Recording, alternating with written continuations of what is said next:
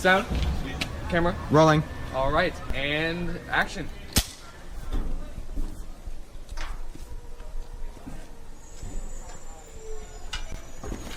All right, cut. That was good. That was good, guys. All right, that was good. I'm thinking we get a wide angle, and then we're done. Okay? All right. Yeah. Cool. Like how much further? Like A little more. A little more. that? Yeah. Yeah. Whoa.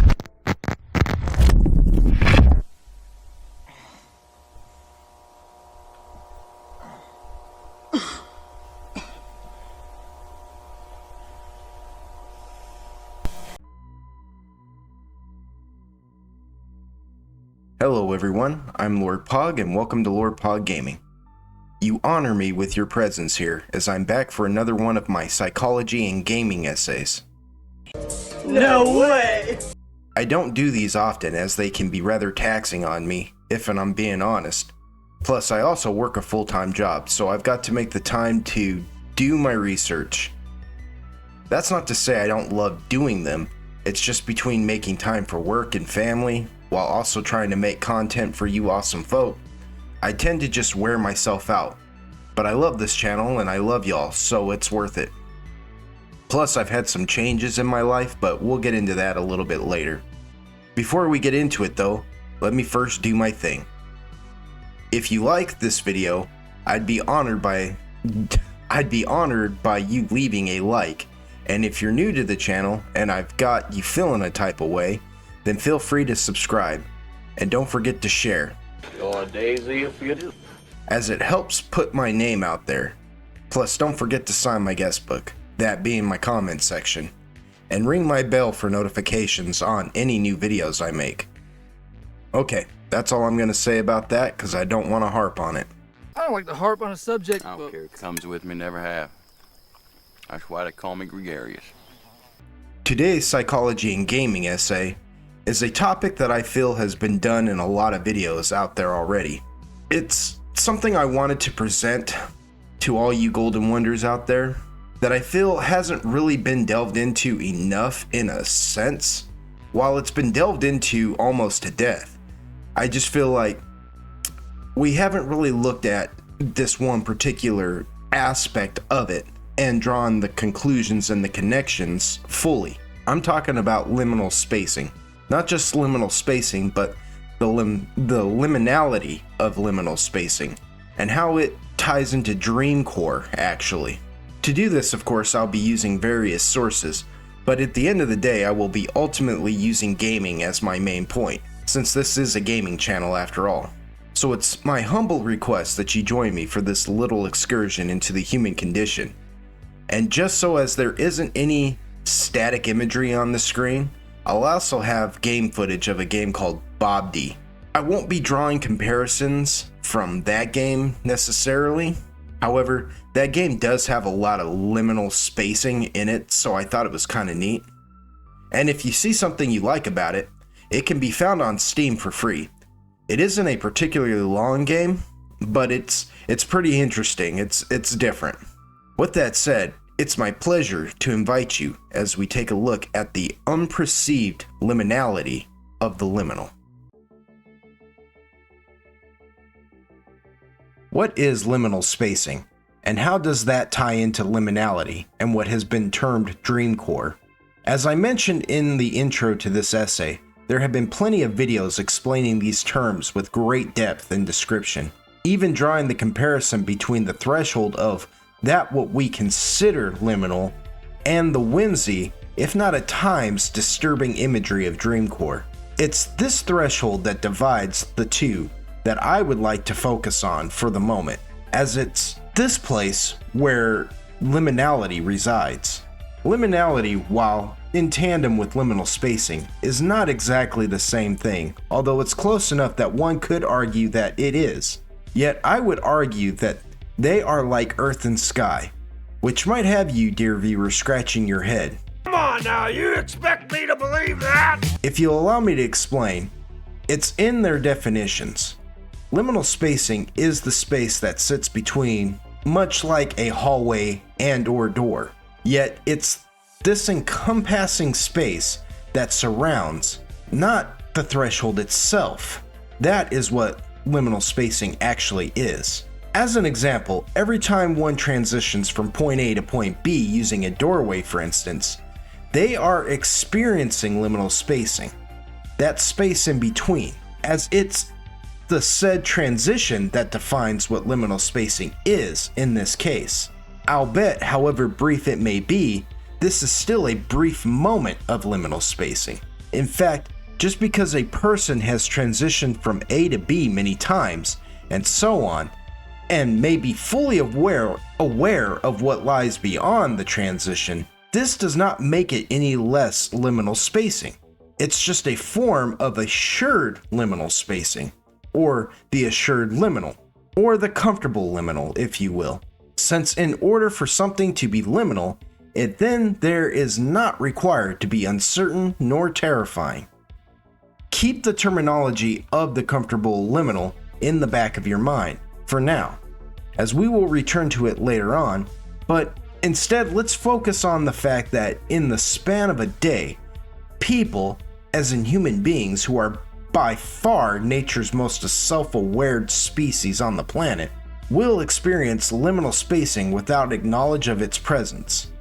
But what if one became ultra aware of the liminality of it all? Liminality is the threshold of the liminal spacing. It's that place you stand for that brief moment while surrounded by the liminal spacing. It's just before you cross over.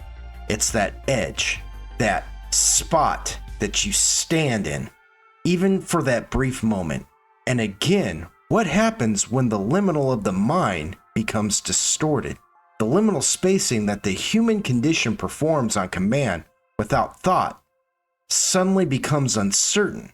Now, that space traveled so many times without question of its existence has grown and stretched leagues, leaving one suspended at its threshold with ultra awareness that they cannot be certain of where this tunnel will now take them, leaving only the imagination to fill the gaps of what may reside on the other side.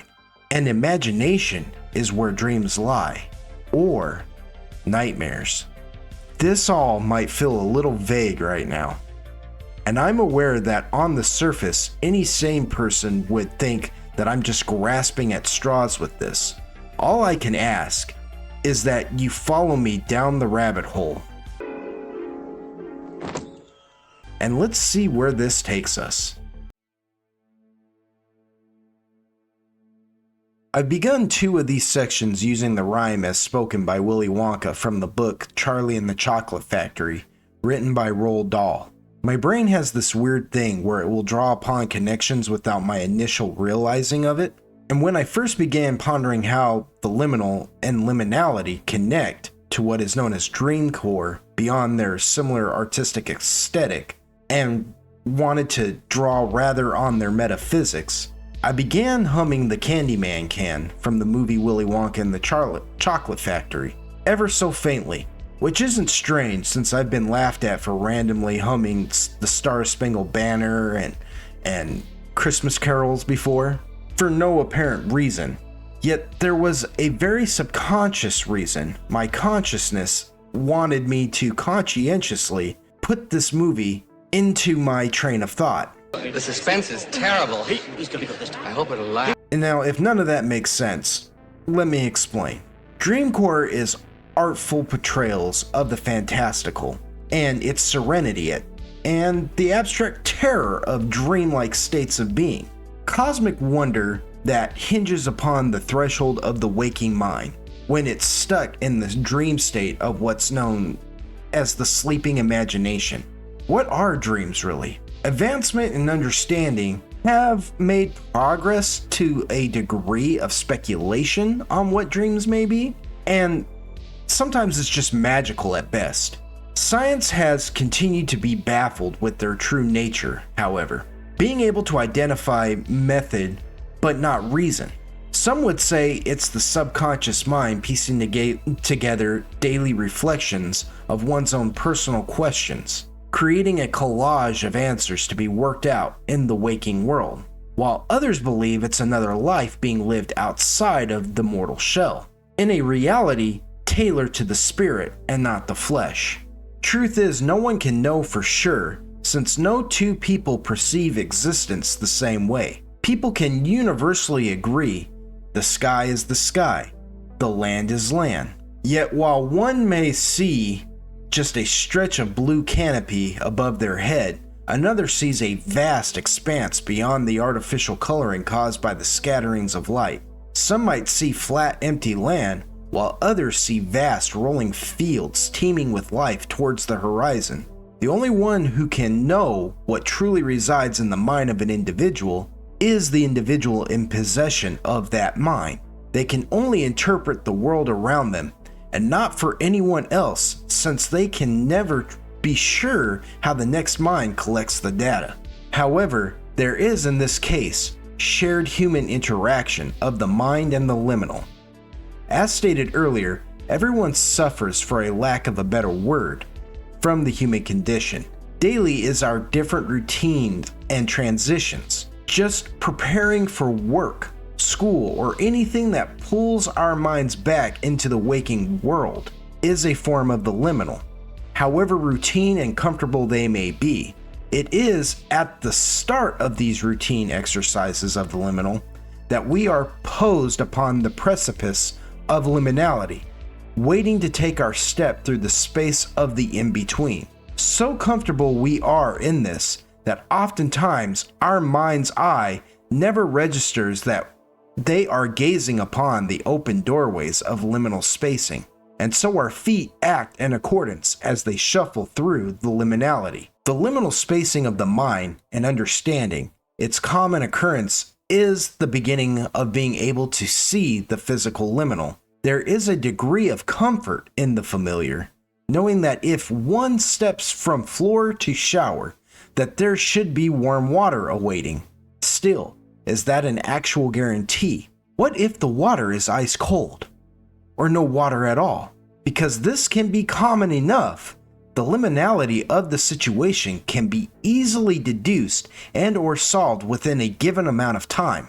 But what if the situation was more dire than that, and all one could do within the state of liminality, within that threshold, is speculate what lies beyond the spacing? As an example, and this is a personal story that I'm going to share about my own personal life, I work full time. YouTube is just a hobby and more of a passion for me. I wake around 4 to 5 every morning, depending on how old my body feels that day, and get ready for work. I've been doing this same routine for 6 years now at this job, and while not every day is the same exact thing, as I'm a mechanic by trade, there are many guarantees to be expected.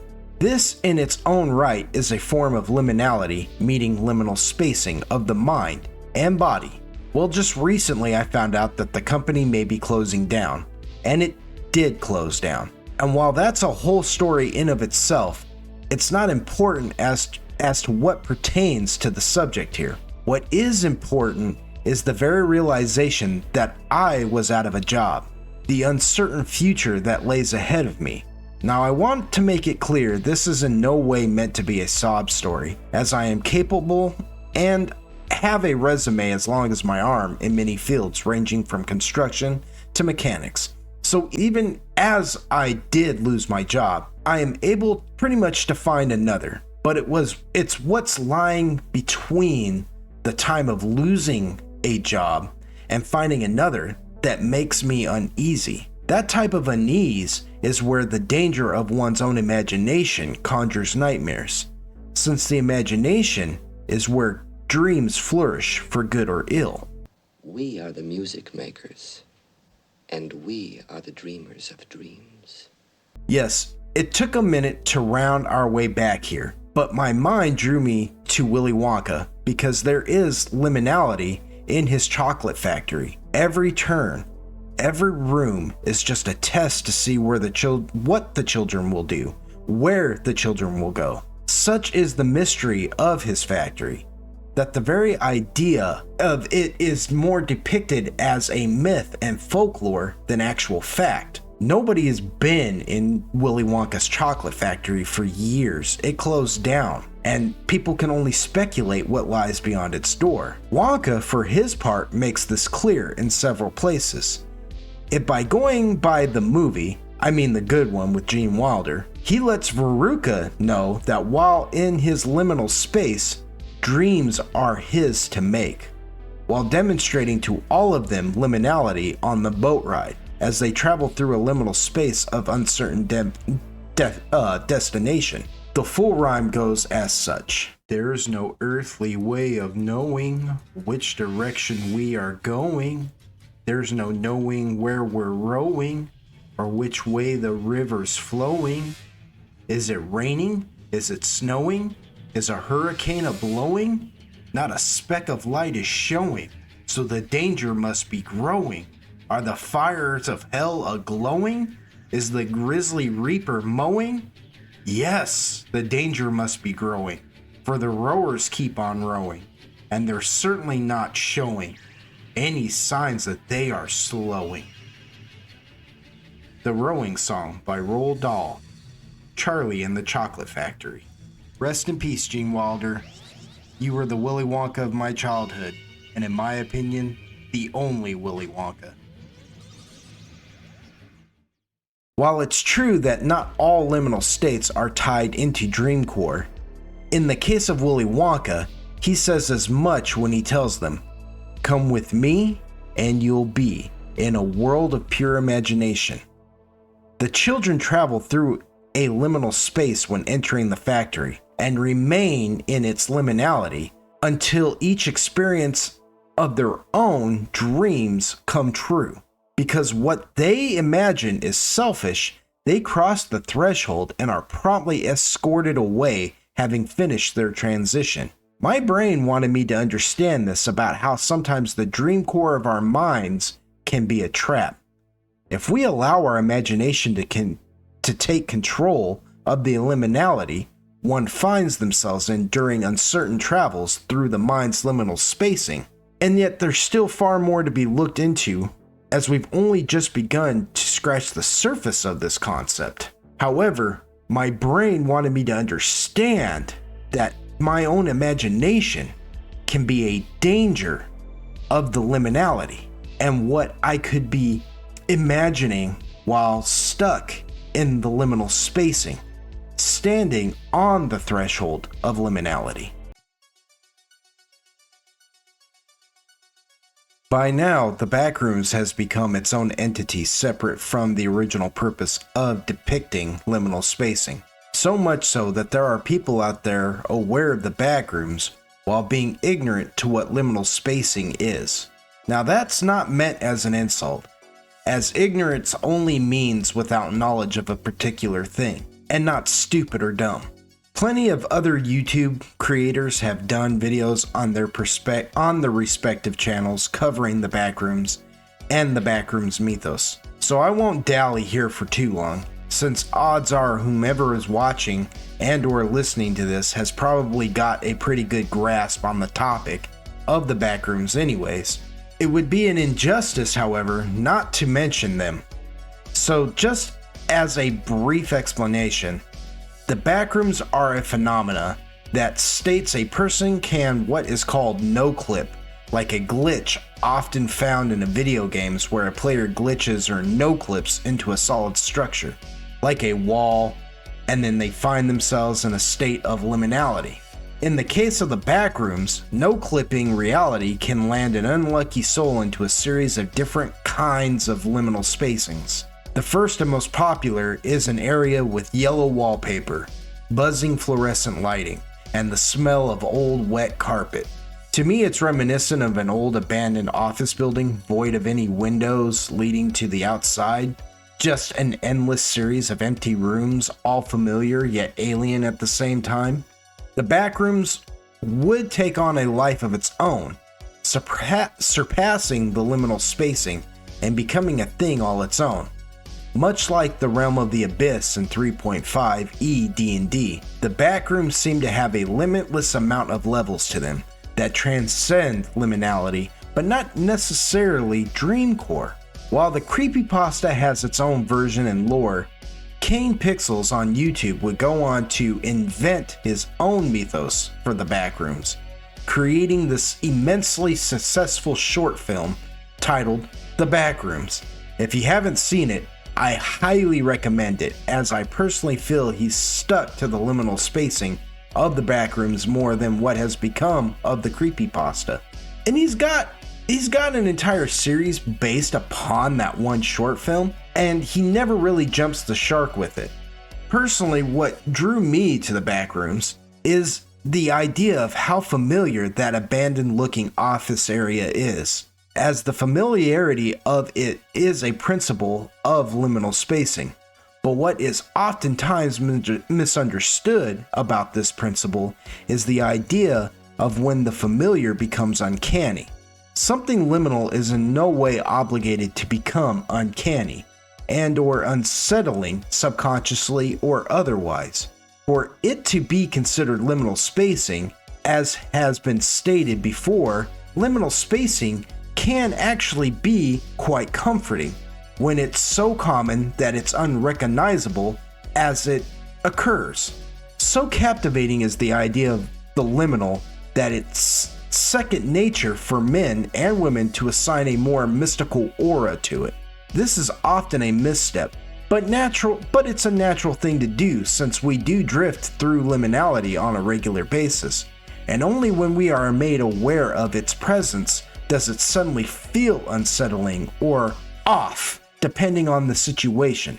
To some degree, it can be downright unnerving, not to mention frightening in some ways, which is the direct result of why we even notice it in the first place. The causality of liminality grasping at our attention is usually in direct correlation of why it has.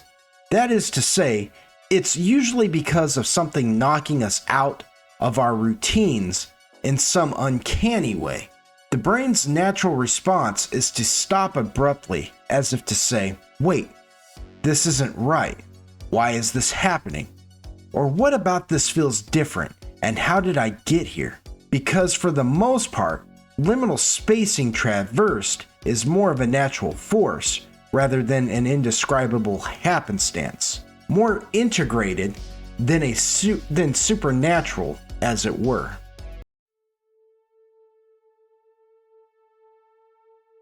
Prevalent liminal spacing and liminality as a whole is not unheard of in folklore. As stated in the Ballad of Thomas the Rhymer, his presence is required of him by the Queen of the Fairies. After a long journey, Thomas finds himself in liminality when presented with 3 paths. Together with the Queen, he travels through the liminal spacing into the Feyland, and while there for 7 years, he eats an apple and gains the gift of prophecy. Once he's returned home, he becomes known as True Thomas, for he will not lie. This is all fantastical in scope, but if we take a closer look at how the liminal plays a part in this story, then we can draw upon what has been talked about in previous sections. The cause of Thomas's sudden upheaval of routine is not the direct responsibility of the liminal, but of the fantastic. Liminal spacing plays the role of a natural progression, as is presented by the 3 paths, and until Thomas agrees to choose one, he stays in liminality of indecision. Folklore often deals with magical beings such as fairies, spriggans, elves, satyr, prowry, and their like. They are often the cause of the supernatural elements in these tales, with the liminal acting as more of an indication of transition rather than hindrance, making it a natural element as opposed to being an all-encompassing force.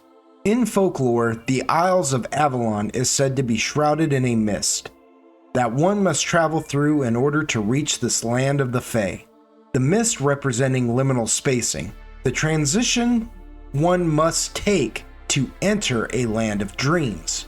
Here is a prime example of the uncertain and how it can affect one's view of the liminal, as if we take the time to consider that if the mist was not there at all, and all one had to do was exit a boat to step upon the shores of Avalon, then the liminality of the event would go unnoticed, as exiting a boat onto dry land is as common as exiting a car onto the driveway.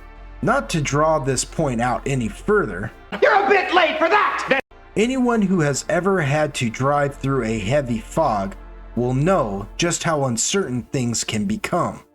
Much like sailing through the mists of Avalon, the transition here can cause self-doubt in one's own capabilities, as a result of not being able to clearly see the end of the transition from the starting origin. This then becomes liminal spacing of self-doubt.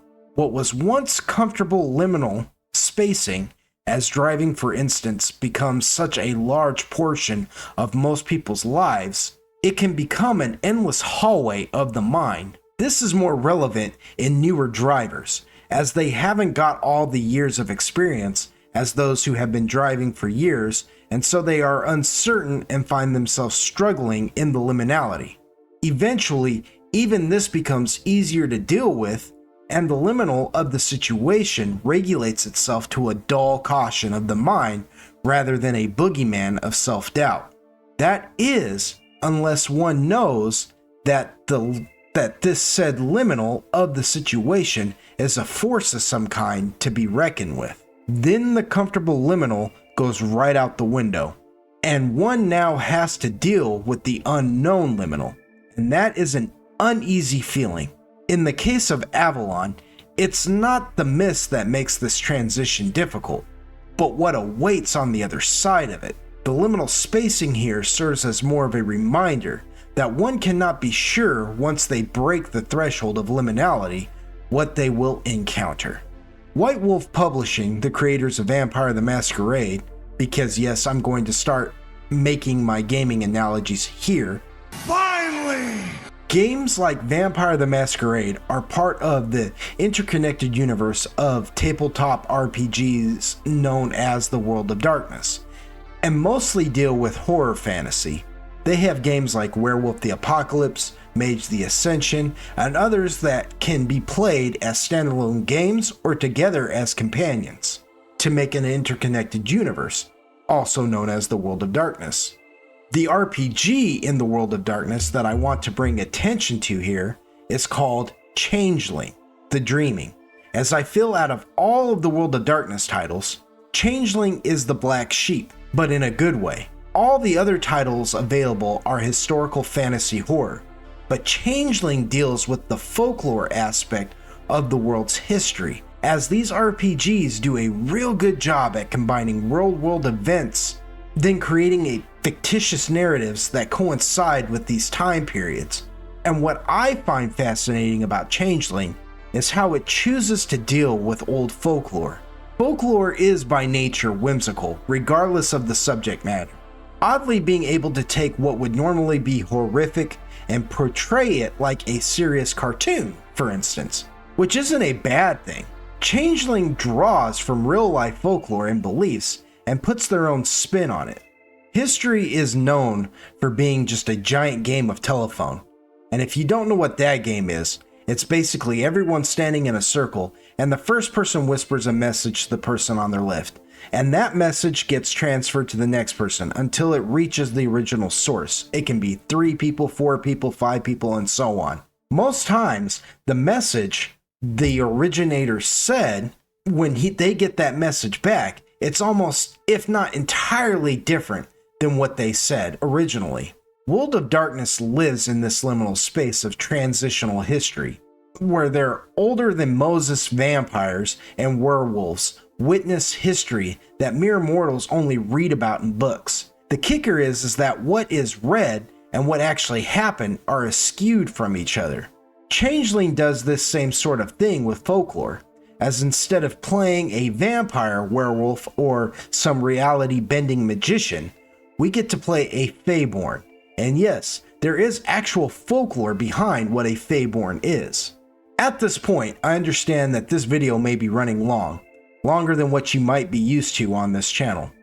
My psychology and gaming videos tend to do that, but this one I think might be the longest yet. I don't know. So if you're still here, and I can't thank you enough for the support. And I mean this with all my heart and soul, but you are a blessing to me. And I just need to throw that out there for those of you who have taken this long walk with me.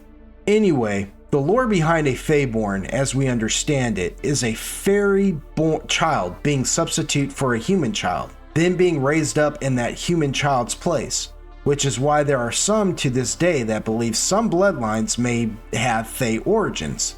It goes without saying, but I'll say this anyways, that there is this big push for looking into giants and what is essentially called Niflheim right now. Figures in history like Goliath are said to be descendants of Niflheim, and that's why he was like over 9 feet tall. What is less popular is the idea that many of what we by modern day sensibilities would call mythological beings have had dealings with the mortal human, not just the Niflheim. So there's a lot of different types of fantastic possible heritages out there that could be in play, if one so chooses to believe in that sort of thing anyways.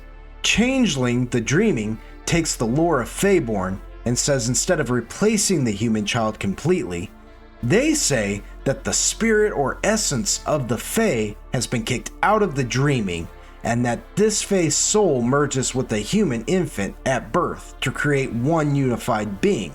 Now, the Dreaming is the realm in which the Fey exist, where everyone in the mortal realm's dreams and nightmares come to reside. Basically, its existence is made out of our imaginations. Think the never-ending story.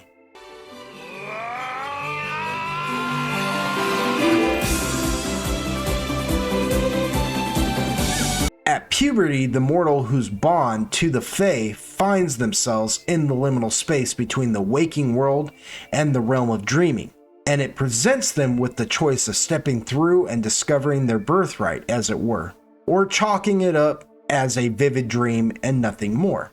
This concept of liminality during the pubescent transition between the mortal realm and the realm of dreams draws heavily upon old folklore, with the liminality of the situation being a vehicle for the character. They can choose to step through the liminal space of the uncertain and what is probably a terrifying amount of doubt in their own sanity into this dream, while the other option is to step through the liminal space of rationalization, which is comfortable liminality and relies upon one's own understanding of what is real and what is just a figment of one's own imagination. Both the comfortable and the doubtful are present in this one choice the player must make while standing in this liminal space of twilight consciousness. It is both practical and impractical, fantastical and rational. If Changeling the Dreaming sounds like an interesting game, there's a channel on YouTube called the Burgerkrieg, and he does a fantastic job breaking it down.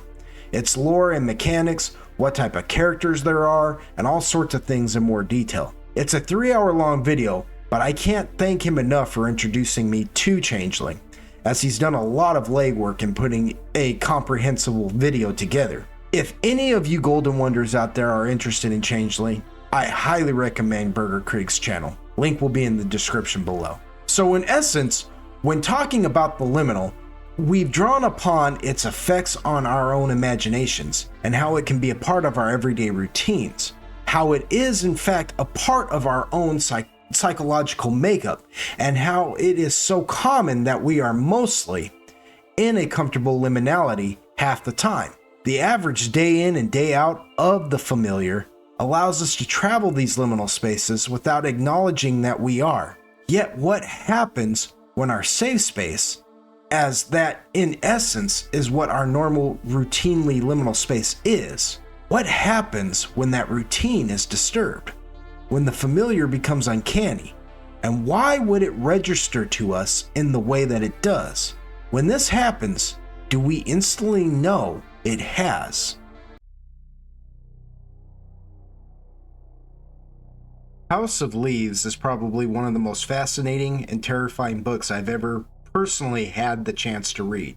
It's not horror in the traditional sense of the word, but what makes it uneasy is the way it makes one reflect upon that which should be familiar.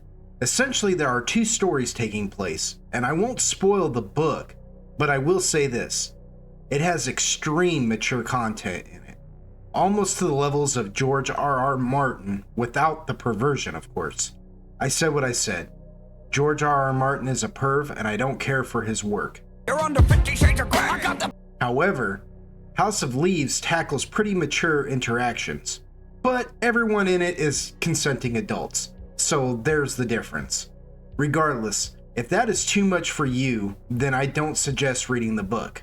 I'm going to digress now, since it's the other character, Navison, who in my opinion has the more interesting story anyways.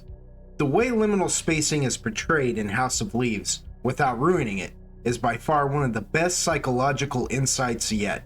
What Mark Z. Danielewski managed to do is take the mundane and turn it into that which we fear the most.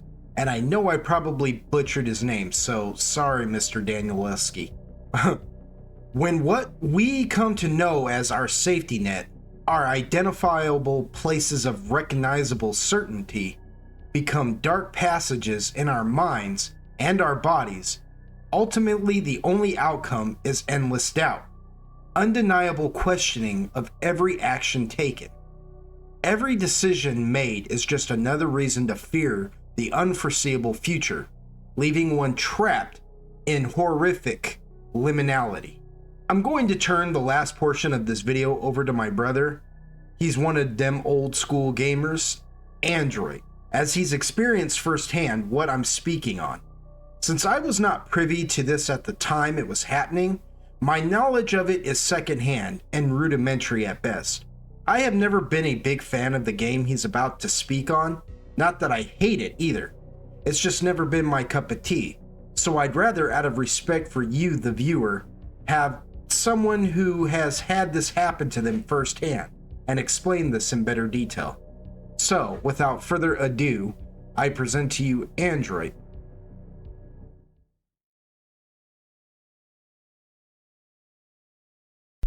Welcome audience, and thank you for the introduction, Pog. I'm here today at Pog's request to tell you a little bit about Minecraft and what it means to me.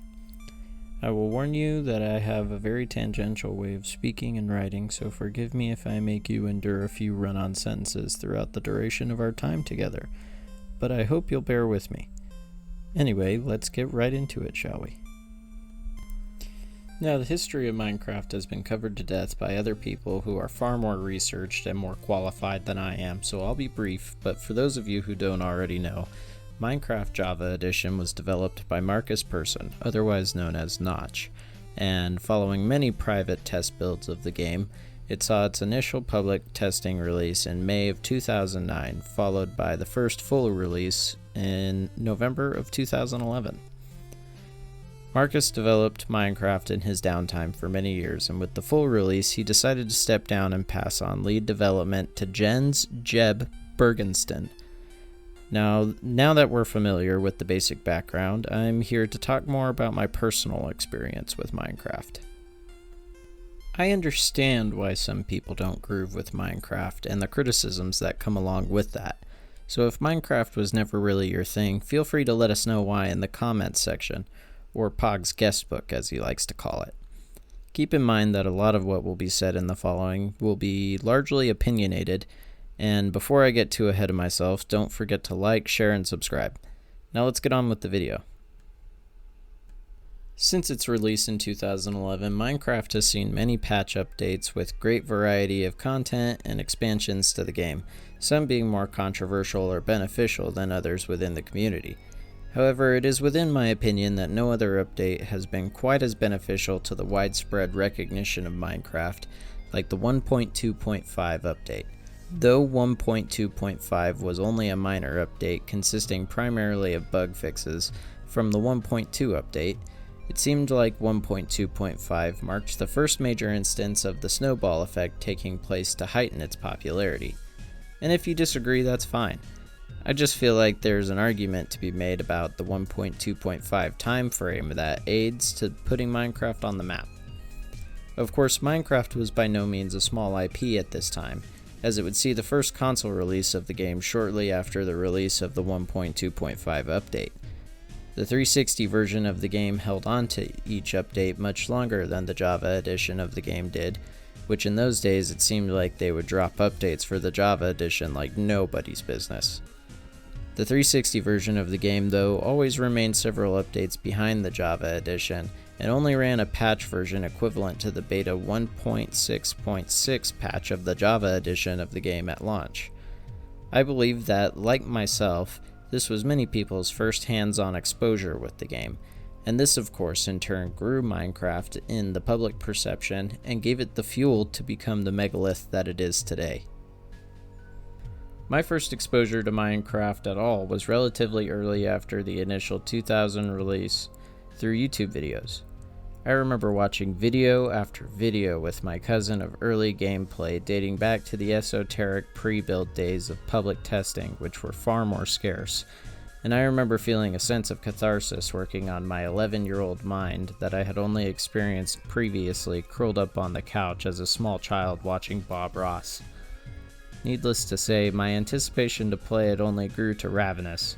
I couldn't wait to get my hands on this game. Imagine my surprise when I heard the game was to be released on the 360. But wait a minute, Android. Why didn't you just play the Java edition of the game? I hear you, the viewer, asking yourself. Well, you degenerate, I reply. That's because my available PC didn't meet the minimum system requirements for the game. I had many misadventures with this version of the game, from begging for an HDMI cable to replace our RCA cable so I could play local multiplayer with my cousin, if you know, you know, to resisting the urge to bludgeon my nephew with a controller for pouring lava buckets on my wooden house after the HDMI was finally acquired. But the fated day eventually came that I got my grubby little hands on the Java edition of Minecraft. And with that, it's finally time, my dear viewer, for a tasty little morsel in which I have prepared for you today. It is the legendary tale of the origin of my screen name, Android Frizen. But wait, before you get too excited, I should disclose that this story is secretly 2 stories. I know, right? How generous am I? No, but in all seriousness, I just thought I should disclose that I'm about to expose you to a series of semi-tangential ramblings from the thought bank of a broken man. So anyway, when it came time to pick a username, I wanted to abandon the old one I had been using heretofore. I had used it for everything up to this point, and it all began when I created my first YouTube profile. I'll leave some details out in an effort to maintain at least a semblance of anonymity, but the username was supposed to simply be a nickname that my brother called me as a play on my real name, mixed in with some numbers. However, an unfortunate typo during the input of the user transformed it entirely. Now, rather than simply being a play on my name, it was a play on my name that turned it into a female equivalent. Wait a minute, Android. I hear you, the viewer, yet again asking yourself. If you didn't like it, then why didn't you just change your username or create a new profile? Well, you degenerate, I yet again reply. That's because I wasn't the brightest 8-year-old in the box. It was a hill I lived and died on for a long time. So, fast forward to 2013. I had just turned 14, and the time finally came that I was ready to shed my 8-year-old idiocy and move on to something new. And I, doing what any other edgy Shadow the Hedgehog fan would do, Googled cool-sounding words. After tenuous research and careful consideration, I selected the first search result and took a look at the list. This was when I landed on the words adroit and Frizen. The Oxford Dictionary defines adroit as adjective, clever or skillful in the usage of the hands or mind, and Frizen as noun, a sudden strong feeling of excitement or fear, a thrill. That's right, ladies and gentlemen, the name Android Frizen is a low-key euphemism. For what, you might ask? Well, if you don't know, then figure it out on your own. I landed on Android as opposed to adroit because I felt as though the addition of the N made it sound more robotic, and that obviously made it more badass by default. Plus it felt like it rolled off the tongue a little easier, and I just liked the way it sounded. It wasn't very hard to please. And then the rest is history. So, getting on with the point, at this time I had already played quite a bit of the game on console and through unofficial and decidedly less reliable means that we won't get into, but after the creation of my official Minecraft account, I was hooked. I spent so many hours in the game that I would leave my laptop open with the game running when I would finally go to sleep just so I could hear the music and feel like I was truly a part of the world that I had spent so much time building and vicariously surviving in, painting the pretty trees and giving the rocks a friend.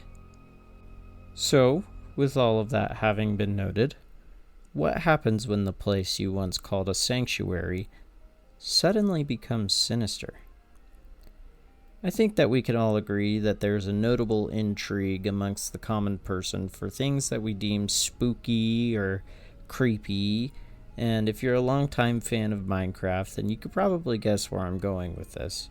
But this fact about human intrigue is especially apparent when pointing to the topic of creepypastas. Now, just in case you, the viewer, have been living under a rock and haven't heard of Slender Man, Jeff the Killer, or Ben Drowned, then creepypasta is defined on Wikipedia as a horror-related legend which has been shared online.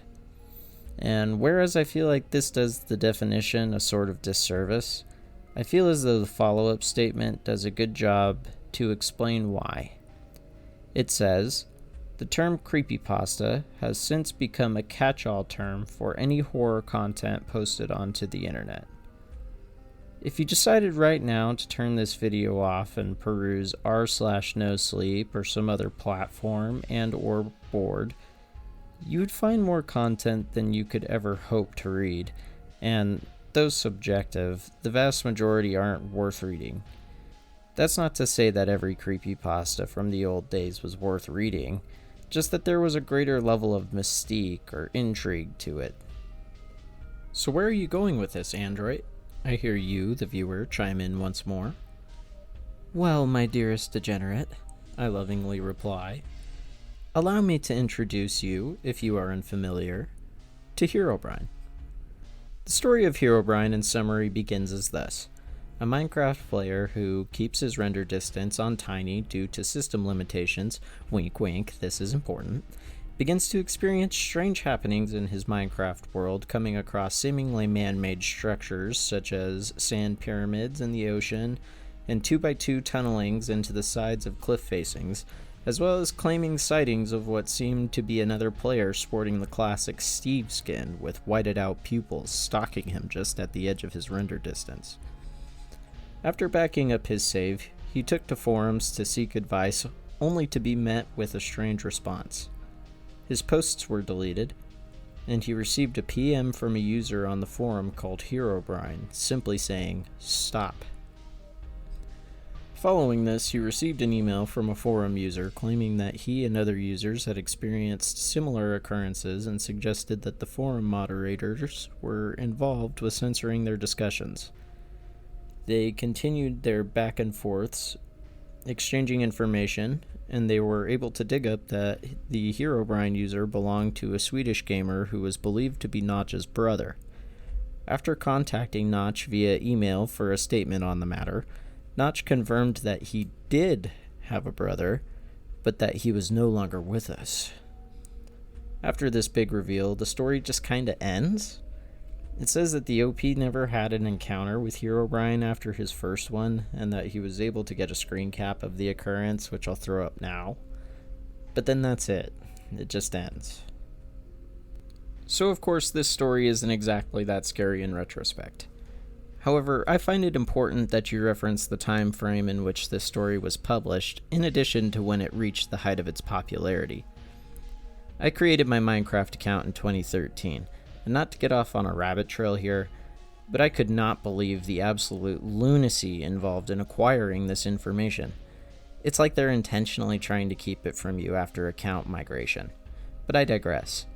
I created my account in 2013, and creepypasta.com claims that the story was first published in October of 2010.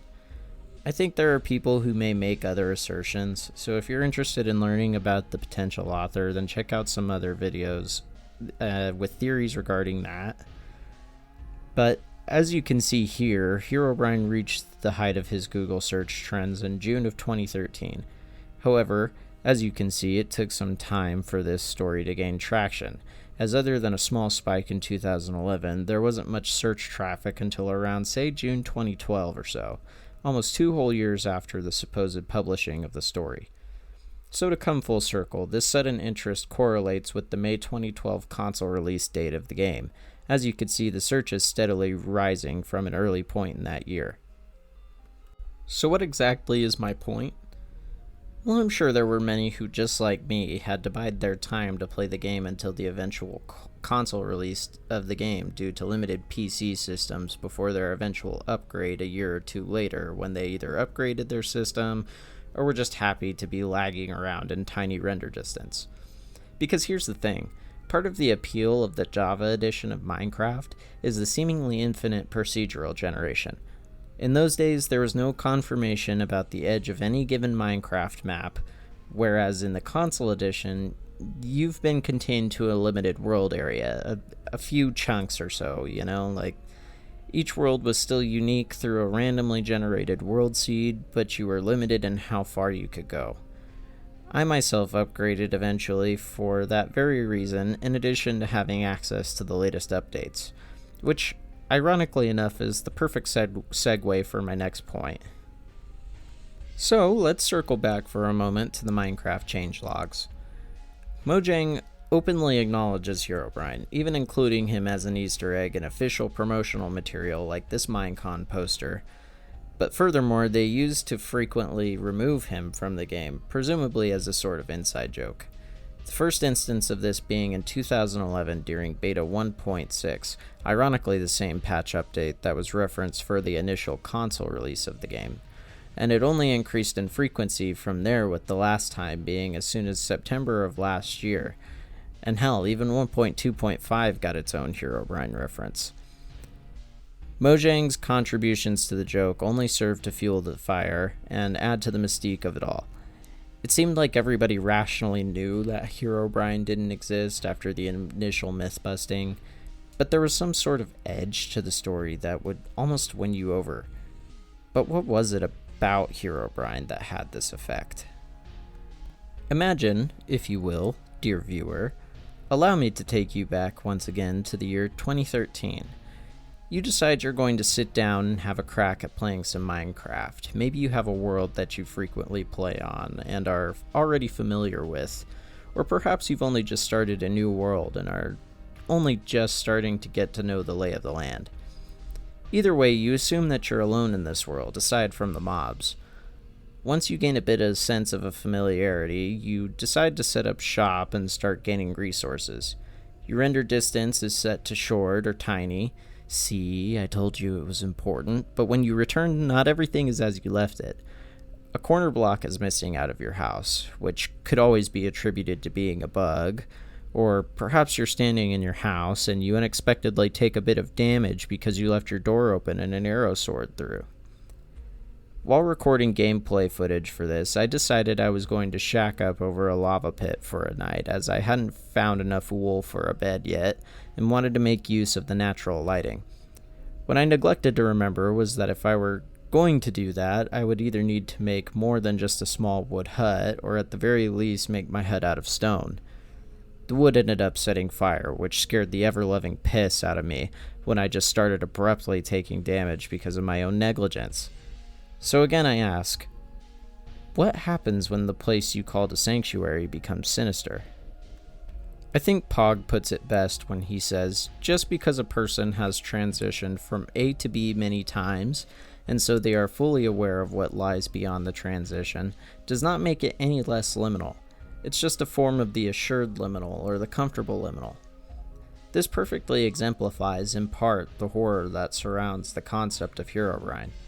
Here you have a game wherein the player is allowed to familiarize themselves with the world and unleash their creative influence over it, no holds barred, being as gracious as to include a peaceful difficulty which turns off the spawning of hostile mobs as well as hunger degradation, so you are free to explore and build at your heart's desire without worry of being attacked, like it so badly wants to lull you into a sense of security. But that doesn't stop him. The assurance one could receive from peaceful mode doesn't pertain to the fear that could be attributed to Herobrine, because the fear attributed to Herobrine is the same as the fear that is attributed to the archetypical fear of the liminal unknown. That potential danger which may lie just beyond the precipice of the familiar. Thank you again, Pog, for having me on, and thank you, viewer, for enduring me for the time. I'm Android Frizen. Now back to you, Pog. Thank you, Android, for your time and insight on the Minecraft Herobrine phenomena. For intents and purposes, it illustrates the idea of when the familiar and something under the control of the player becomes this liminal space of doubt. When that thing that is one's way of relaxing the mind becomes a thing that torments it and creates an odd feeling. Like you said, you used Minecraft as a way of being your own Bob Ross, which is a fine example of the liminal spacing of your life. How you switch from one screen name to another screen name, and all that different transitioning that Minecraft just happened to coincide with at the time of your life. So I feel like this was a prime example of what liminal spacing of life can do, going from the comfortable liminal to the, well, what we know as the uncomfortable liminal. Things that, say, the Backrooms shows, and House of Leaves. I want to thank everyone for joining me down this rabbit hole. I hope it wasn't too terrible. Don't forget to like, share, and subscribe, as it really will help my channel grow. Ring my bell for notifications and sign my guest book. And let me know what you thought of this episode of Psychology and Gaming. Do you agree? Disagree? All voices are welcome here.